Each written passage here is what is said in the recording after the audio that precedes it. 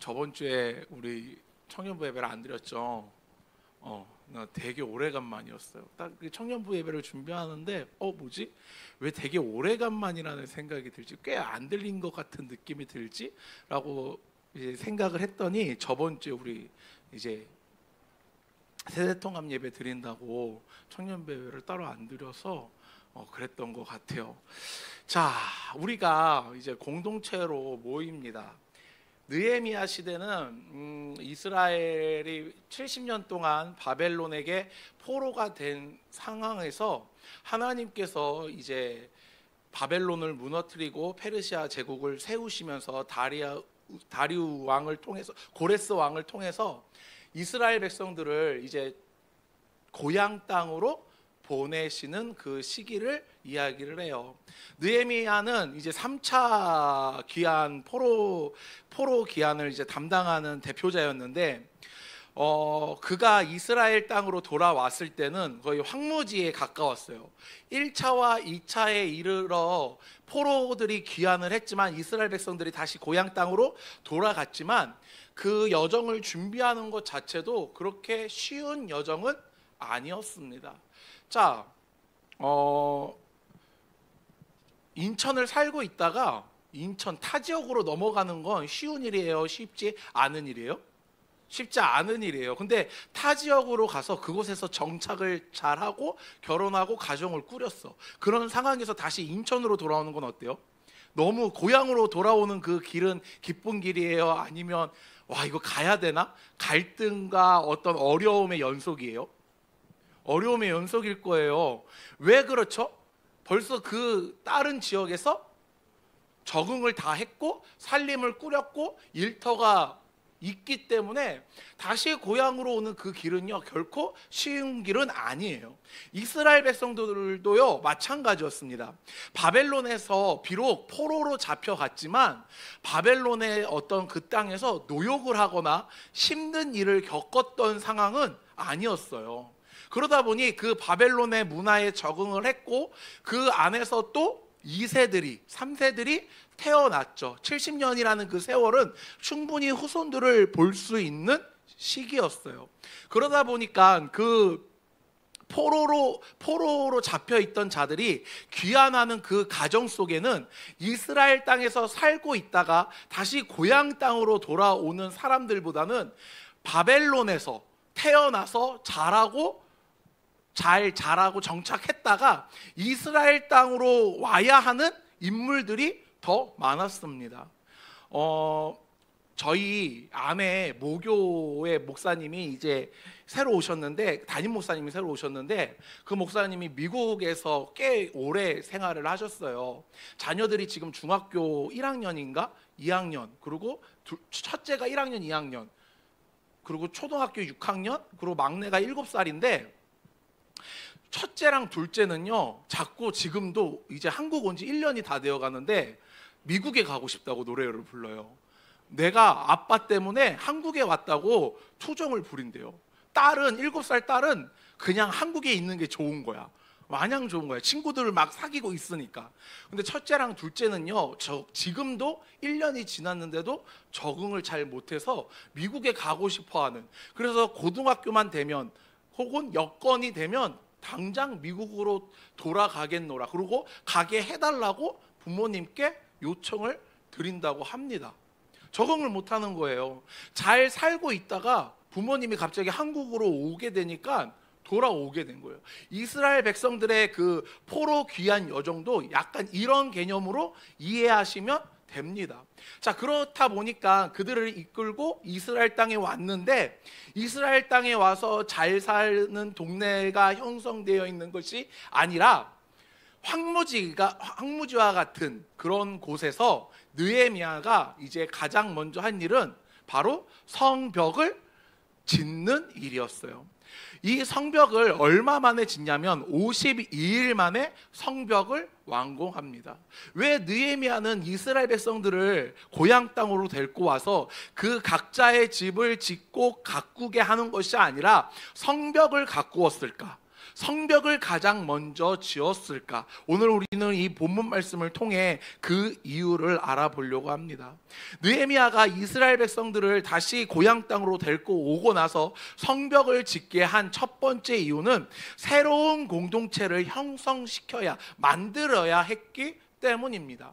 자, 이스라엘 백성들은 바벨론 땅에 살면서 70년이라는 그 세월 동안 누구를 잊어버렸냐면 이스라엘이라는 정체성을 잃어버렸습니다.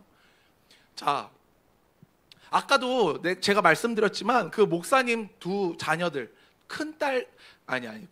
첫째와 둘째는요, 한국말을 하는 것보다 영어로 이야기하는 게 더 편한 애들이에요. 그러다 보니까 한국어가 익숙치가 않은 거예요. 제가 전에 섬겼던 교회 역시 담임 목사님께서 10년 동안 남아공에 계셨어요. 그래서 그 자녀들이 큰 아들이 지금 21살인데 이제 10살 그 초등학교 저학년 때 가가지고 다시 한국으로 온 게 중학교 때 넘어왔어요. 그러다 보니까 한국어가 제일 어렵대요. 한글이. 그리고 한국에서 살다 보니까 영어도 잊어버리기 시작한 거예요. 그래서 한국말도 잘 못하고 영어도 잘 못하는 아주 아이러니한 상황에 놓이게 돼서 그 수능 볼 때 너무 힘들다고 이야기를 하더라고요. 왜냐하면 영어를 볼 때 아무리 걔가 회화를 잘해도 우리나라 영어 시험은 어떤 걸 위주로 보죠? 문법 위주로 보잖아요. 그러니까 내가 그걸 해석을 해도 그걸 한글로 옮기려니까 어려운 거야. 힘든 거야. 자, 이스라엘 백성들도요, 바벨론의 그 포로로 잡혀서 살다 보니 그 모든 문화가 뭐로 스며든 거예요? 이미 그들의 삶이 바벨론의 문화에 스며들기 시작합니다. 그리고 그것이 세대를 거듭하면서 더욱더 자신들이 이스라엘 백성이라는 그 정체성을 잃어버리기 시작해요.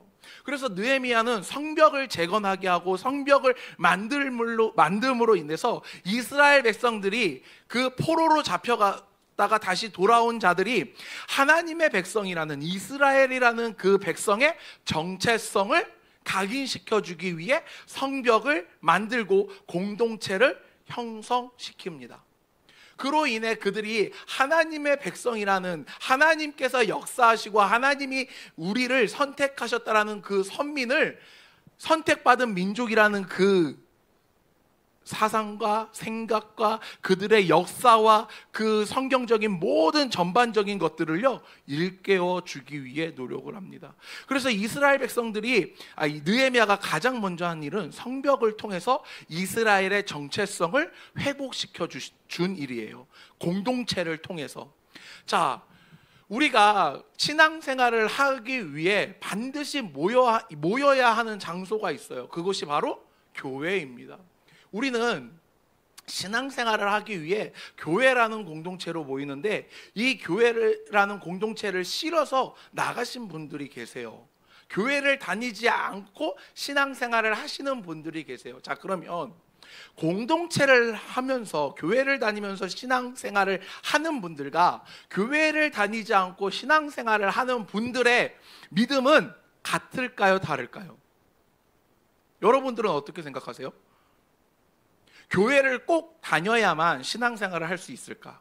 아니면 교회를 꼭 다니지 않고도 신앙생활을 할 수 있는 게 아닐까? 이런 질문들 사이에 여러분들은 어떠한 생각을 가지고 계십니까? 우리는 하나님께서 이 땅에 예수 그리스도를 통해서 교회를 세우셨어요. 이 교회를 통해서 하나님은 믿는 자들이 모이길 원하셨고, 그 모임을 교회라고 말씀하셨습니다. 교회는, 신앙생활은 결코 혼자 할 수 있는 것이 아니에요.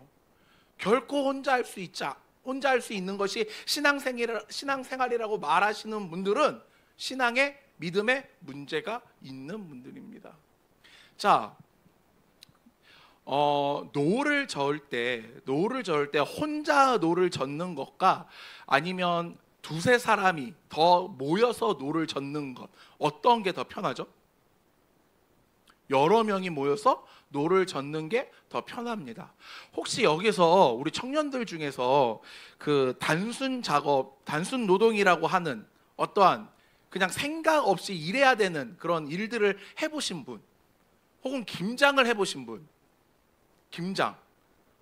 제가 했던 김장 포기, 제일 많은 포기는 저기 140포기 정도 이제 김장을 했어요. 140포기를 하면 하루 만에 못 끝내요. 이틀에서 3일, 이틀 정도, 이틀을 풀로 써야 돼. 풀로 써야 돼. 자, 그러면 그 140포기 김장을 할 때 10명이서 일하는 것과 30명이 일하는 것은 어떠한 것이 더 빨리 일이 마칠까요? 맞아요. 30명이에요. 30명이에요. 이게 썩 좋은 비유는 아닌데, 우리가 신앙생활을, 공동체를 함께 교회 안에서 모이는 건 이런 일이에요. 무슨 말이냐면, 자, 우리가 신앙생활을 하다가 넘어질 수 있어요. 쓰러질 수 있어요. 주저앉을 수 있어요. 반드시 어려움에 직면할 때가 있을 겁니다. 근데 그럴 때마다 나 혼자 일어나는 것보다 누가 옆에서 함께 일으켜 세워주면 더 쉽게 일어날 수 있는 거예요.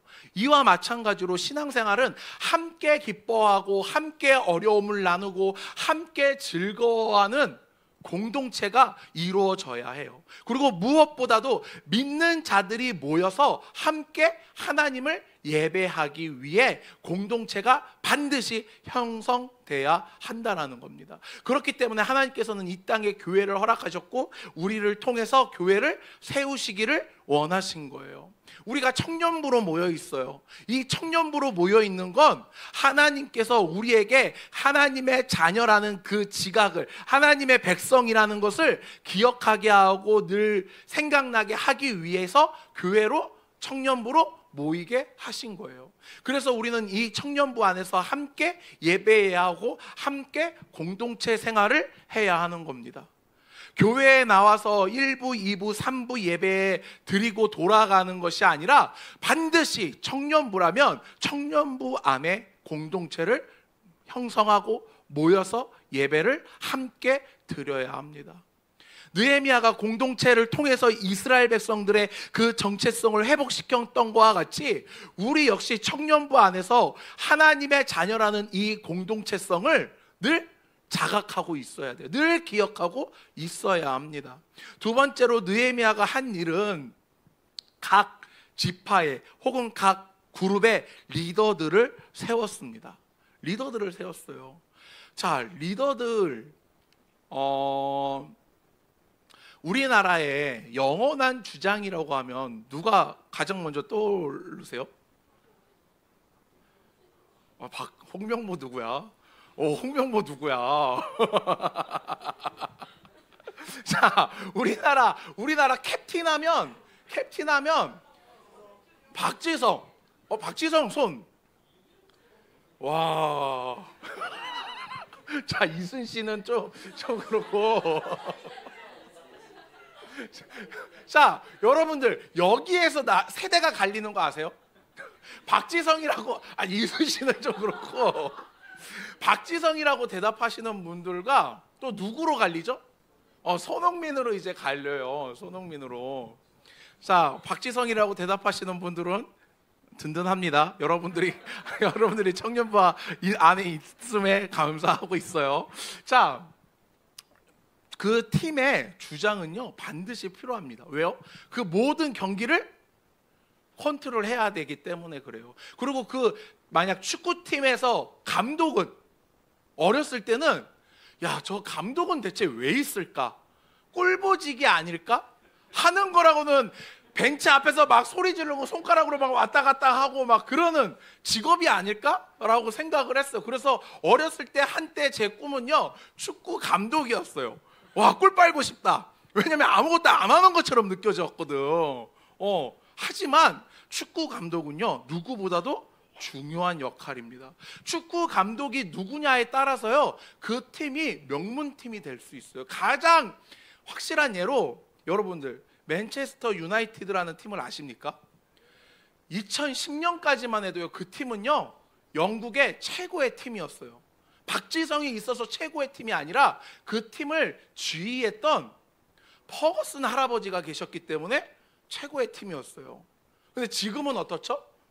지금은요, 언제 2부 리그로 강등될지 아무도 모르는 그런 상황에 놓여 있는 팀이 돼버렸어요. 퍼거슨이 있을 때 맨유가 강등권이다? 상상도 못했던 일이에요. 근데 지금은 감독이 계속 교체당하고 있고 선수들은 헛짓거리하고 있고 지금 간간히 맨유 경기를 보면요, 옛 향수에 취해서 저는 좋아하는 축구팀이 따로 있어요. 저는 리버풀을 참 좋아하는데 맨유 누구야? 그 맨유 경기를 보고 있으면 진짜 답답해요. 선수들이 근데 몸값이 결코 싸지 않아. 비싸. 그런데도 더럽게 못해. 감독의 영향 때문에. 리더가 누구냐에 따라서요, 그 공동체가 나아가야 할 길과 나아가야 할 방향들이 결정이 됩니다. 자, 그렇다면 우리 교회의 리더는 누구예요? 우리 교회의 리더란다. 우리 교회 청년부 리더는 누구예요? 자, 우리 교회 청년부 회장님 누구십니까? 자, 앞으로 잠깐 나올까요?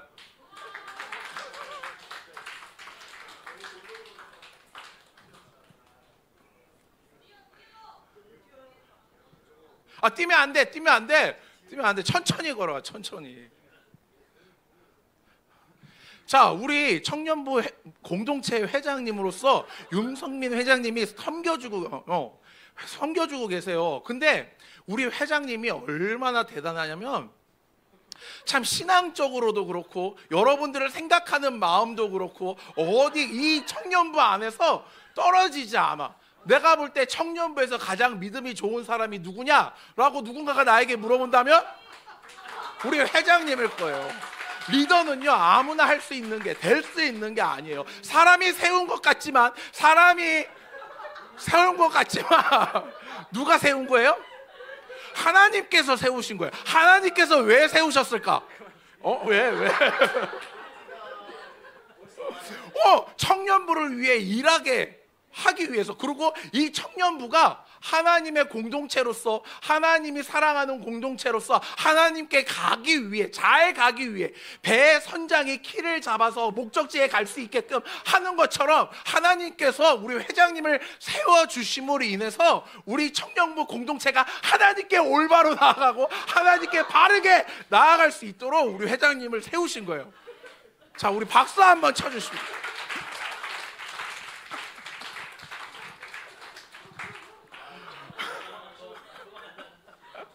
자, 어떻게 부회장도 가요? 자, 우리 임원단들과 이제 셀 리더들 정말 보이지 않는 곳에서 수고와 헌신을 많이 합니다. 근데 그분들이 세워지지 않으면 아무리 뛰어난 사역자가 있다 하지만 그 길이 제대로 가지 못해요. 느헤미야가 그 각 지파에 혹은 그 그룹의 리더들을 세웠던 건 그 리더들을 통해서 그 공동체가 바르게 하나님을 바라보게 하기 위함입니다. 이게 두 번째 느헤미야가 한 일이에요.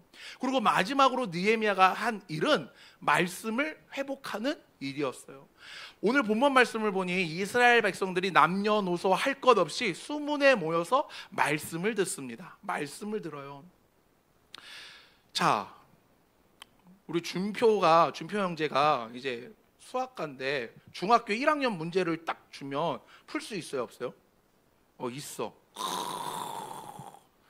좋아. 그러면 희성이는 왜 못 풀어요? 희성이 왜 못 풀까? 그렇지. 기억이 안 나? 이렇게 나지 않아. 나도 못 풀어. 혹시 여기에서 고등학교 문제 주면 풀 수 있으신 분? 1학년 문제. 20살 좀 양심 없다. 아직 안 돼. 좀 그 정도 아니잖아. 그 정도 긴 세월 지나지 않았잖아.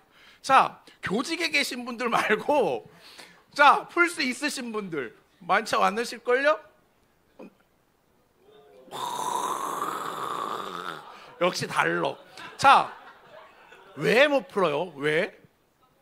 기억이 안 나거든. 기억이 나지 않아. 기억이 나지 않아. 이렇게 제가 한창 예전에 유튜브 짤로 뭘 봤냐면 티처스인가? 그걸 좀 이렇게 재밌게 봤어요. 물론 풀 영상으로 본 건 아니고 한 20분짜리 끊어진 걸로 이렇게 봤는데, 아이들에게 이제 문제가 이렇게 쫙쫙쫙 나오잖아요. 그러면 이렇게 보고 있으면 저건 숫자구나. 저런 거구나. 진짜 머리에 공식 하나 기억 하나 나지 않아요. 진짜. 나 원래 고등학교 때 수포자였거든.